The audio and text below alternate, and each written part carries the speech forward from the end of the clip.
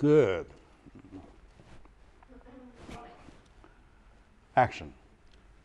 Hello, folks. Welcome to the show. Jack Chow on East West with Jin ETV.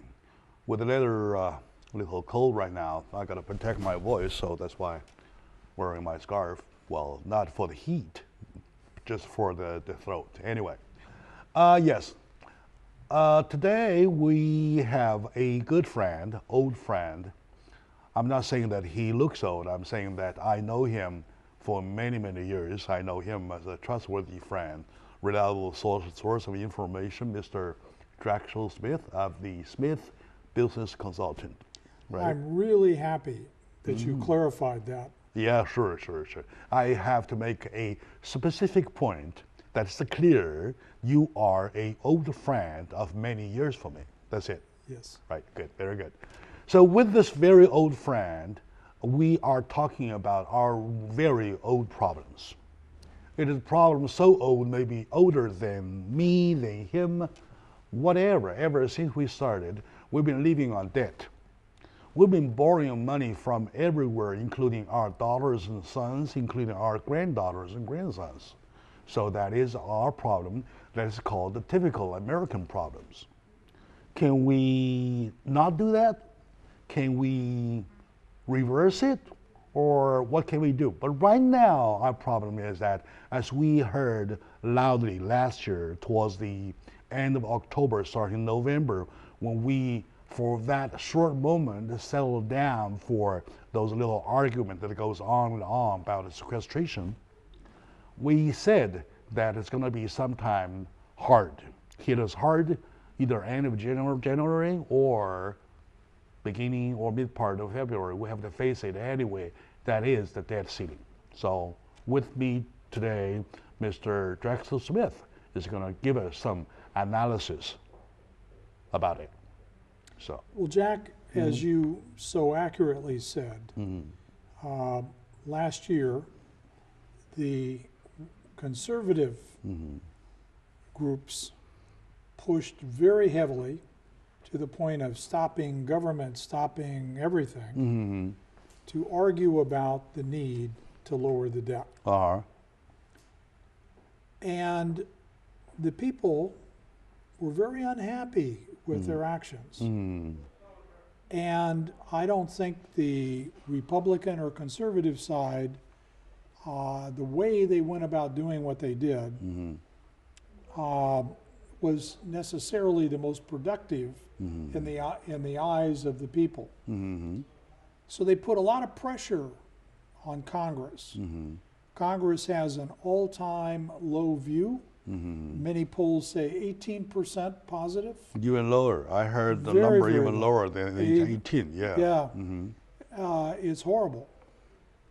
But the conservatives have now joined the idea that we need to get a budget in place. So right now they're processing a jointly done budget of over $1 trillion that continues to raise On top. the debt.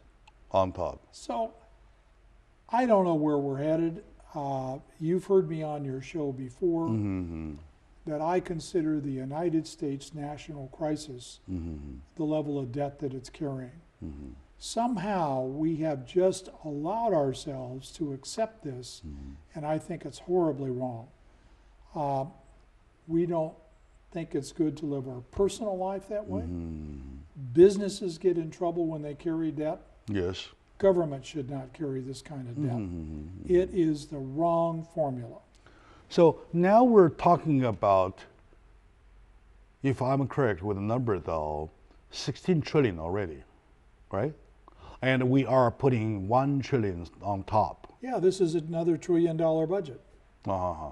that So, both sides have so at least warmed up to is process. this the one that we're facing discussions about or facing the fight about this coming February, or it's already a done deal? Well, it appears that the committee, the joint committee of both sides, have recommended this new $1 trillion budget. And I think the fighting will not be that strong, although some are making words. Now, when you, as I like to say, peel the onion, Yeah. and Layer get by down layer. to the root. You get down to the root. Yes. We have a terrible problem with an entitlement attitude.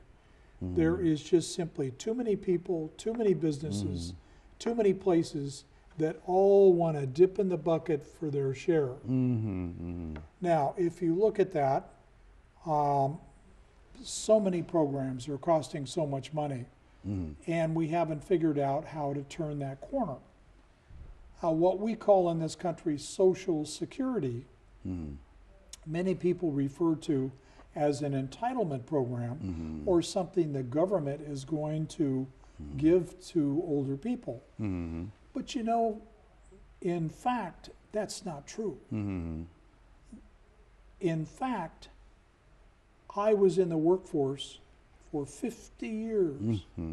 For 50 straight years, I contributed money to Social Security. Exactly. You're It is not not- getting the money out of nowhere. It Yes. is not an entitlement program. No. But what happened about 45 years ago is the government was a little short on cash. So the government side borrowed money from the Social Security Trust Fund. All right. Okay. Yeah. That's how the problem was created in the first place. Had they left the trust fund a trust fund and not touched it, Yeah. Social Security wouldn't be in the trouble it is now.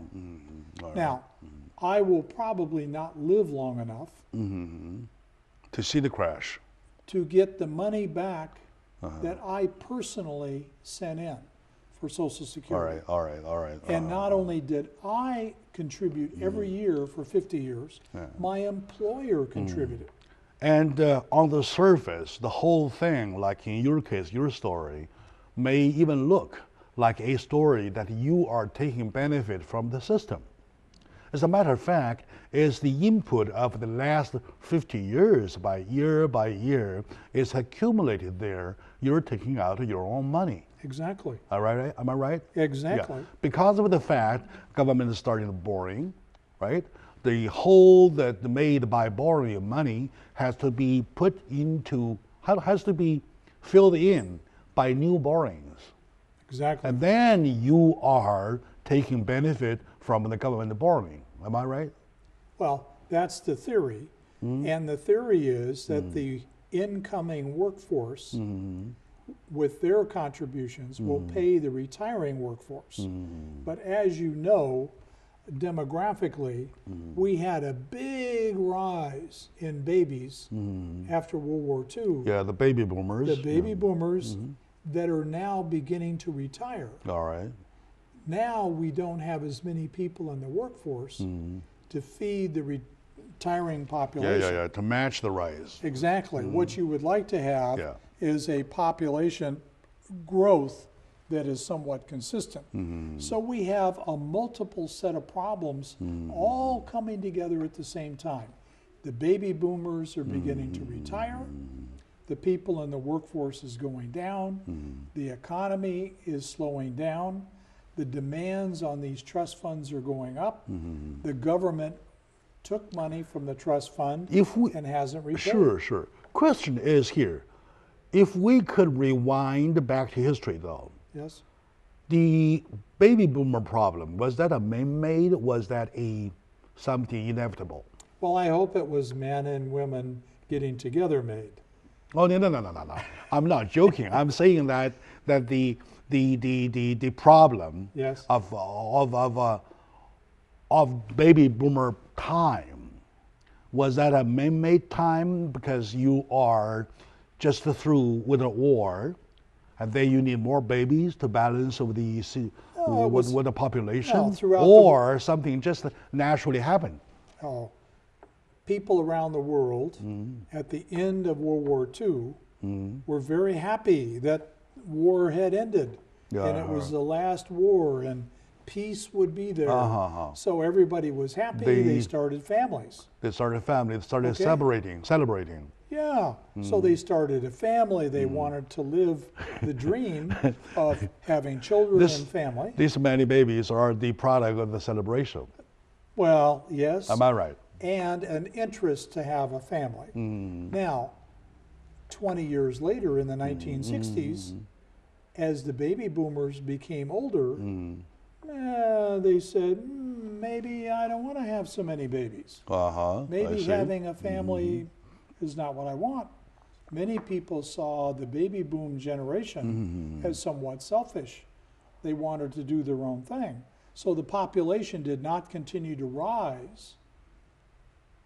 You follow me? I see, and this is a worldwide issue. I see. Okay? In many countries in Europe, the population is going backwards. Okay? So you had a big rise of people born after World War II, from 1946 to 56 in that 10 years. I see what you mean. And then, as they got older, they didn't have the same number of children. And this is not just America, this is around the world. But to come back to Social Security for one more moment, it bothers me because some of the attitudes of the politicians are, oh, Mr. Drexel Smith, you're very prosperous. You have friends like Jack Shaw. We should limit what you can take out for Social Security because you are prosperous. And I say, wait, that's money I put in. All right, yeah. Shouldn't I have the same right to take out? So now we're beginning to have discussions where people that are underserved, that have not worked, that need money, should get a little extra. And people that are prosperous, even though they put the money in, should be limiting. I think we're going to have a major discussion that won't be easy on what to do about Social Security. I see. I think because people are living longer, to delay Social Security a couple more years is probably an easy piece to fix. Okay. Let's take a very short moment out. I found this analysis very profound, and it seems to be touching the root of the problem. We'll be right back after this short moment.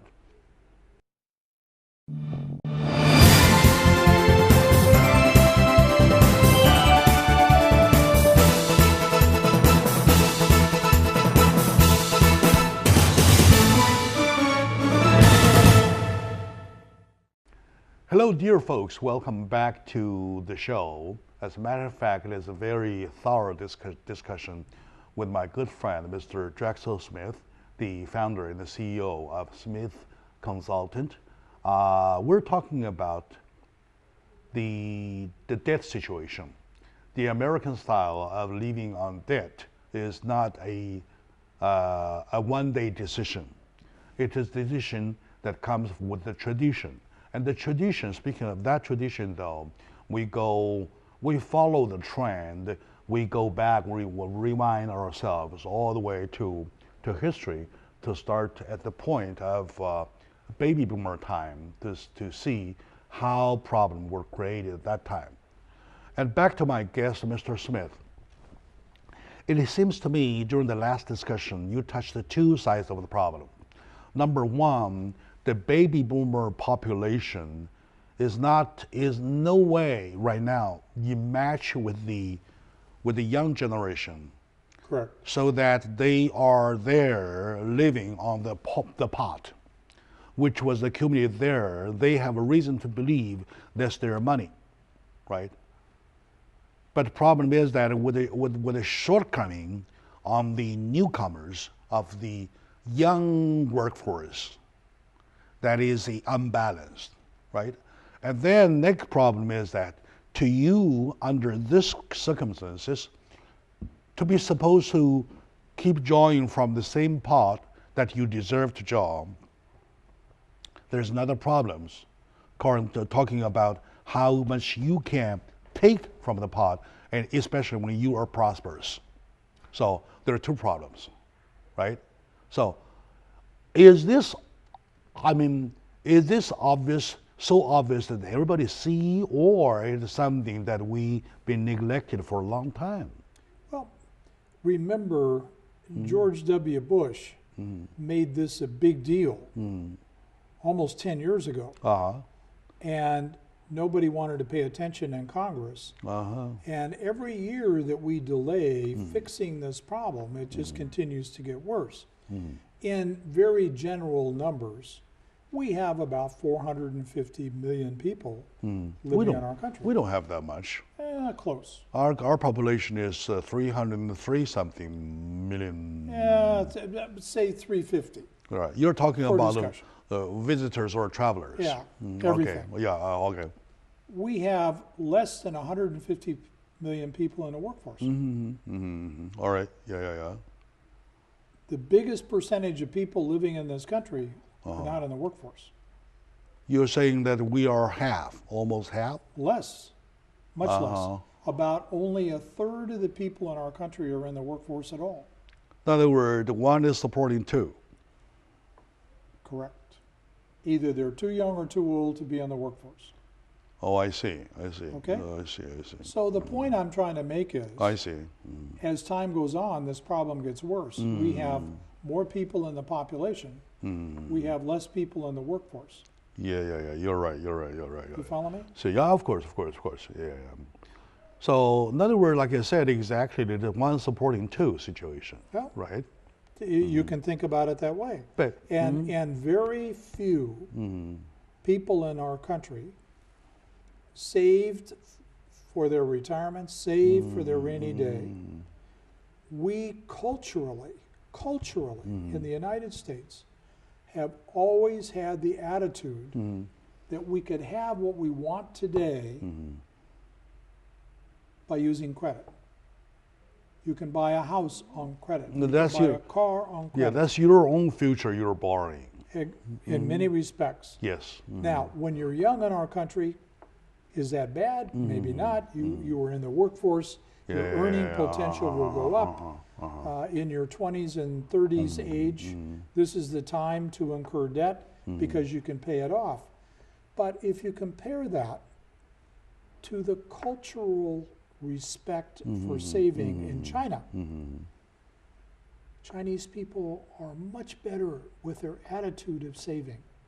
It doesn't matter how rich, how poor, how much income. It's a concept. Yeah. It's in their bones. It's a cultural attitude. Yeah. And at one time, our country was the same.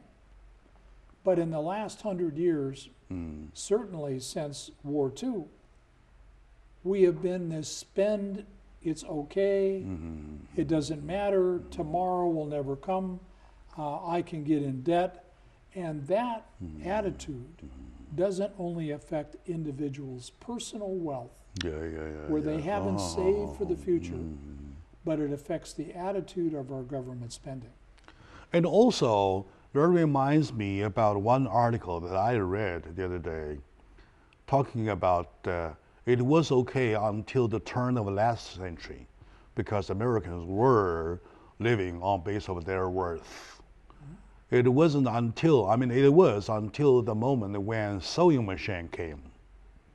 The sewing machine came, and the bicycles came along. Shortly after that, automobile came along. Those are the items or whatever merchandises that you can afford with your monthly earning. Yes, and washing machines. Credit system was started. Now you're encouraged to use your own worth, not the worth. On top of that, your future to get into the luxuries of now. Yes. Right. And then, as the same manner, the government learns that when the government is starting with the bonds, which is even worse case, that instead of borrowing your own future, you're borrowing from the sons and the daughters and the grandsons and granddaughters. Exactly. So this whole thing as a tradition started going on and on and on. It rotates until to a point we sit here, are we continue borrowing, or are we dying? Well, and sad to me, many economists are saying, don't worry about the debt, of government debt. Because when the economy gets better, the debt goes down. It's a business cycle. I don't agree with that. The debt is too big. it is hurting everybody. Yeah, yeah, yeah. And also, do you think it's a good point to think or to recall the history? Take California, for example. When the economy was so good, they created the burdens on themselves, right? And we're still carrying it because the contract is contract, word is a word. Exactly. So we have to do at our own cost, whatever, like those pension plans, like those union plans, stuff like Exactly. that. It goes on, and also the teacher plans. So you're tied up to something you made during good times, and now staying in the bad time, you still have to do it. The only way out is to keep on borrowing. Well, Jack, for many, many years, having a job with the government meant that maybe your pay, your salary was not all that high, okay? All right? But you got a nice retirement plan at the end. So, government employees unionized and put pressure to get their pay to be parallel with industry. But they kept the same benefit plans. And there is an increasement. There is a certain increasement by percentage. Yes. 5%, 8%, or even 10% as time goes along, right? So now we have people that are very highly compensated in the government that can retire in their 50s Sure. with full benefit. I have a friend who retired about 10 years ago. He was even younger than my age. And he is right now totally on retirement, whatever, entitlement or what the plan or even the union plan, everything all put together. He is making much, much more than I do now. Oh, he's probably making more money now than he did when he was working. Okay. Yeah, also could be that case, right? Now, do I believe that government employees should be not treated fairly? Well, of course not. Government employees should be treated fairly. But what we've gotten is something completely out of balance. Out of control too.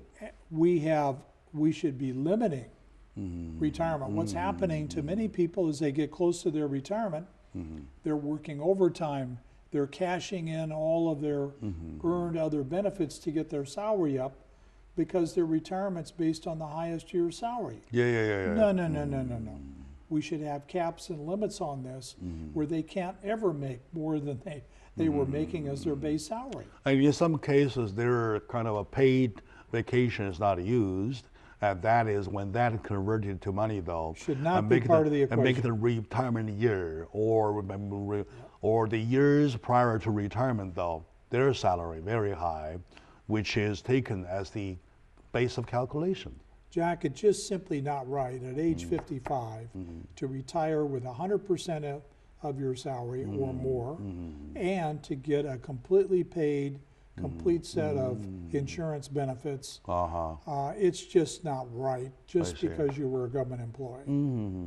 So we have many pieces of this puzzle, but unfortunately, our system of electing politicians at the local and county and state level, too many of them are being elected by union membership. Yeah. Two of the strongest unions in the state of California are prison guards and teachers. So for you to be elected, And the truck drivers too. they're big but not anywhere as powerful as prison guards and teachers. All right, good. You just find it All very right, hard to go okay, all against right. them. Let's take a very short moment out. Let's find out with the said problems, what are we supposed to do? Or can we get over with it within time? Or is there a measure or something that can help? So stay with us. Let's find out with this great man. All right, stay with us.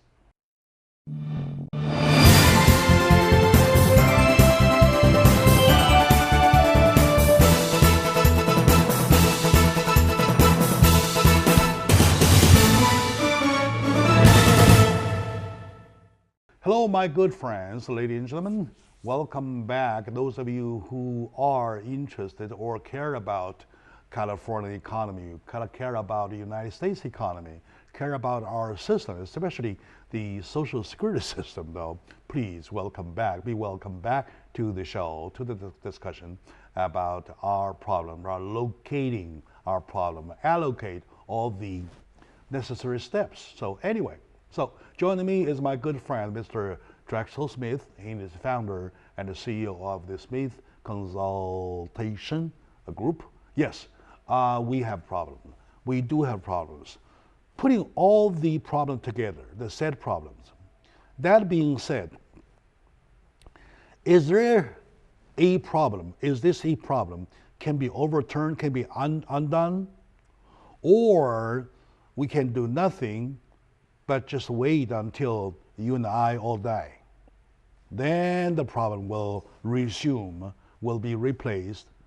Or where are we heading? What's your reading about the situation? Well, your first part of the question was, is there a solution? My view is there's not one bullet that's the solution.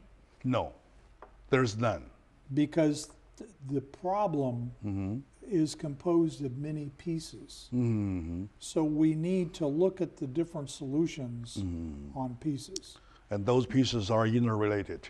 In many cases, they are. The first thing we need is elected leadership with courage. They need to have the courage to do the right thing. My guess is the majority of the elected leaders that we have, both at state and federal level, are pretty smart folks.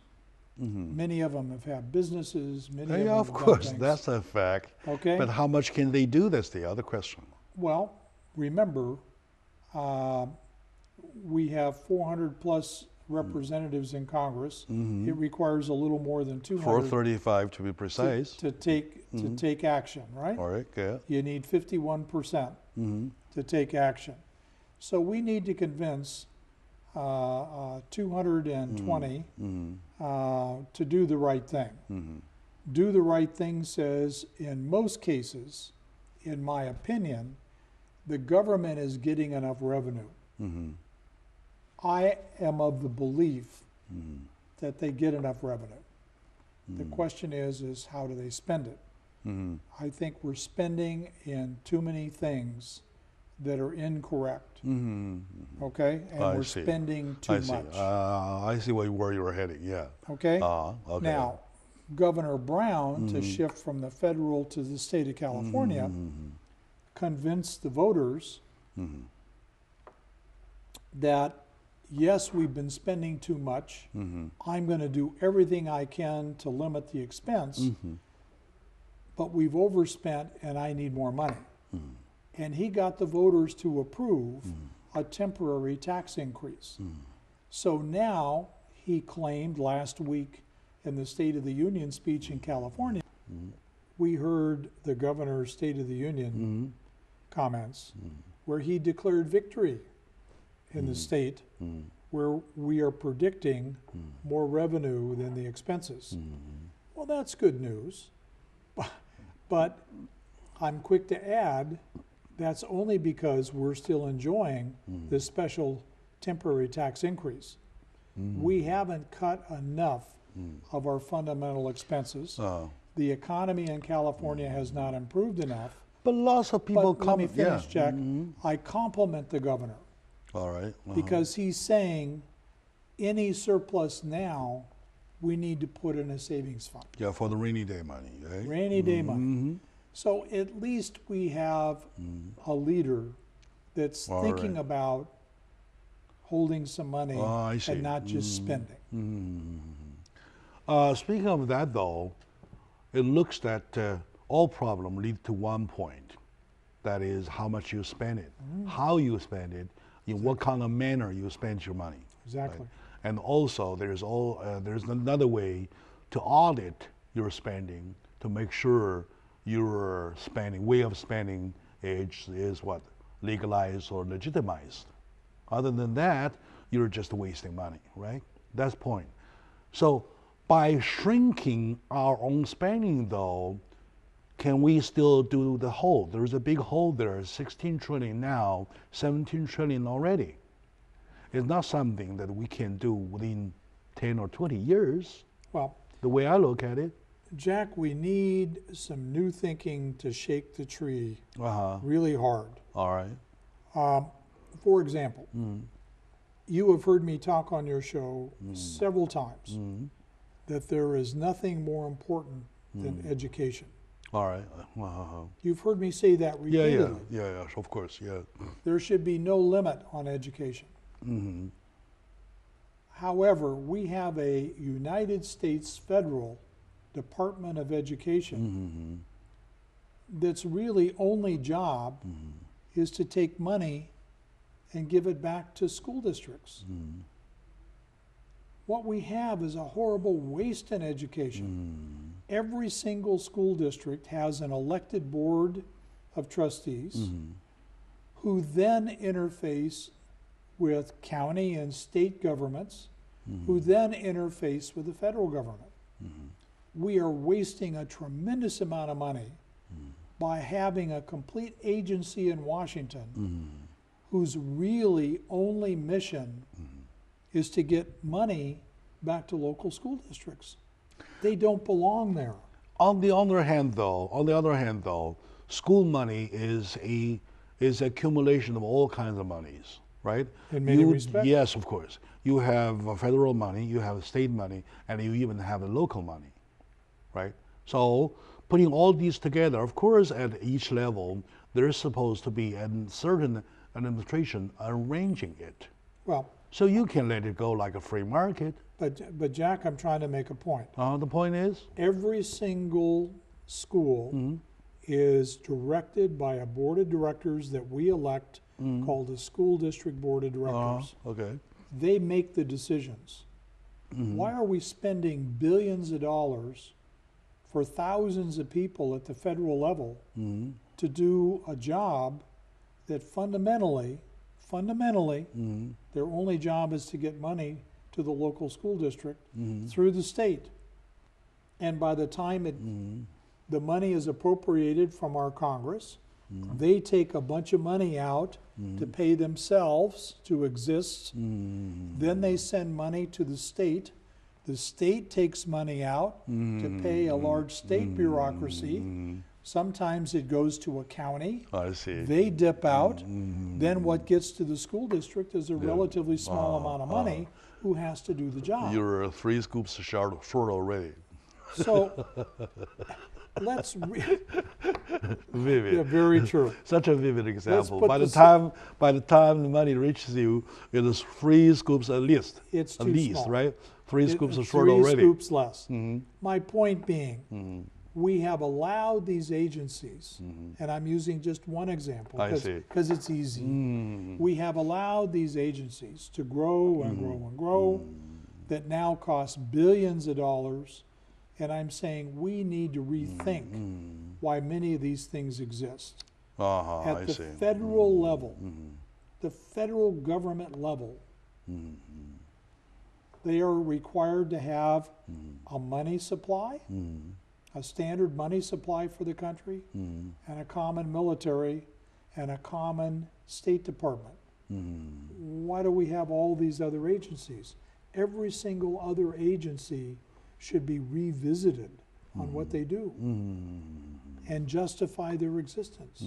So you're talking about the bureaucracy, the many or way too many organizations or department or even committees, right, that govern something which was supposed to be a natural flow from up to down, from the state, from federal to the state, and state to the local, which means county or even district. Yeah. Right. And because of the bureaucracy in trying to make things fair and equal and spending the people's money means that contractually it's very difficult for the government to do things efficiently.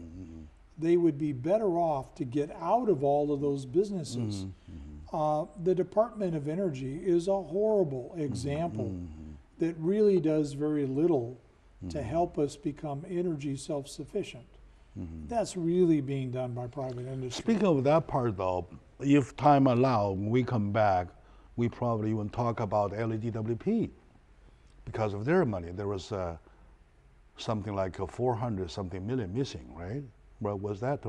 That's kind of strange. Those unknown money supposed to exist all over the United States in the system, right? So, okay. Let's take a short moment out. When we come back, we'll find out is there any cure to the problem.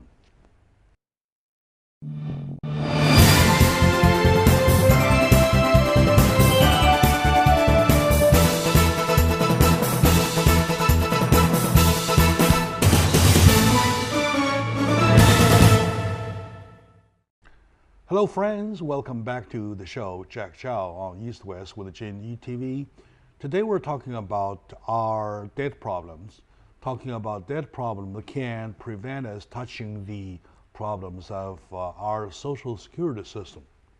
Speaking of that system, automatically leads us to conversation about how we can handle the problems of the baby boomer population versus the young comers in the labor force, which came to a conclusion that we are talking about one supporting two. Now we move our focus to a point.